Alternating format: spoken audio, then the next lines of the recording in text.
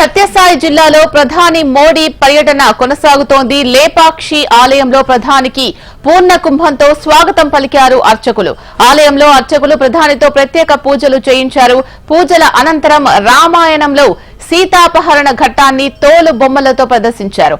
తోలు బొమ్మల ఆటలను వీక్షించిన ప్రధాని రామనామ జపం చేస్తూ గడిపారు. అనంతరం ప్రధాని మోడీ ముందు కళాకారులు సంగీత ప్రదర్శన ఇచ్చారు. దీనికి సంబంధించిన మరిన్ని అప్డేట్స్ మా అనంతపురం ప్రతినిధి ప్రవీణ్ ఫోన్ లైన్ ద్వారా అందిస్తారు. ప్రవీణ్, చెప్పండి, మోడీ పర్యటనకు సంబంధించిన సమాచారం. ఇలా కొద్దిసేపటి క్రితమే ప్రధాని మోడీ లేపాక్షి పర్యటన ముగిసింది. అక్కడి నుంచి ఆయన హెలికాప్టర్ ద్వారా పాలసముద్రం వద్ద నాసిన్ కు బయలుదేరి వెళ్లారు. మధ్యాహ్నం పుట్టపర్తి విమానాశ్రయం నుంచి ప్రత్యేక హెలికాప్టర్ లో లేపాక్షికి చేరుకున్నటువంటి ప్రధాని మోడీకి అక్కడ అర్చకులు అగ్నివంటి అధికారులు ఘనంగా స్వాగతం పలికారు. ముందుగా ఆలయంలోని వీరభద్రేశ్వర స్వామి, పాప వినాయక స్వామికి ప్రత్యేక పూజలు నిర్వహించినటువంటి ప్రధాని మోడీ ఆలయ విశిష్టతను తెలుసుకున్నారు. ఆలయం యొక్క చరిత్రను కూడా ఆయన తెలుసుకున్నారు. గైడ్ ద్వారా ఆలయ విశిష్టత, లోపల ఉన్నటువంటి చిత్ర శిల్ప కళల యొక్క అద్భుతాలను ఆయన తిలకించడం జరిగింది.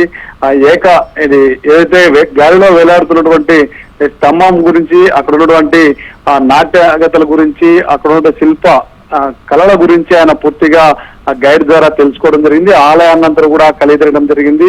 ఏదైతే ఊరి బయట ఉన్నటువంటి నంది విగ్రహం తో పాటు లోపల ఉన్నటువంటి నాగపడిక, ఆలయం పరిసరాలు ఉన్నటువంటి కట్టడాలన్నీ కూడా ఆయన నిశ్చయంగా పరిశీలించారు. వాటి విశిష్టత గురించి ఆయన తెలుసుకోవడం కూడా జరిగింది. ఆలయంలో కళాకారులు కొంతమంది ఏర్పాటు చేసినటువంటి కార్యక్రమాల్లో కూడా ఆయన పాల్గొనడం జరిగింది. కళాకారులతో కూడా ఆయన చర్చించడం జరిగింది. ముఖ్యంగా తోలు బొమ్మల వాటికి సంబంధించిన వారితో కూడా ఆయన ఇంటరాక్ట్ అవ్వడం జరిగింది.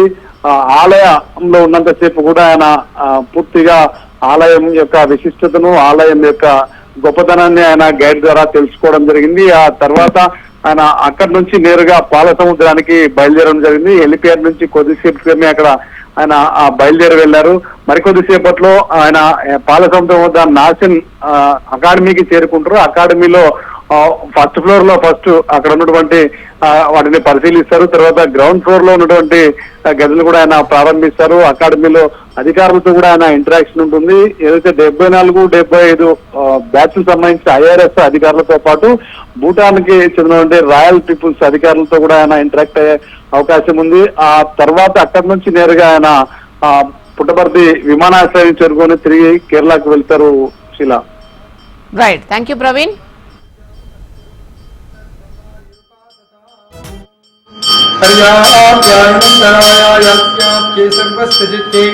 सर्वमेव तेनाप्नोति सर्वं जयति इंद्रस्तोमेन नमस्कार।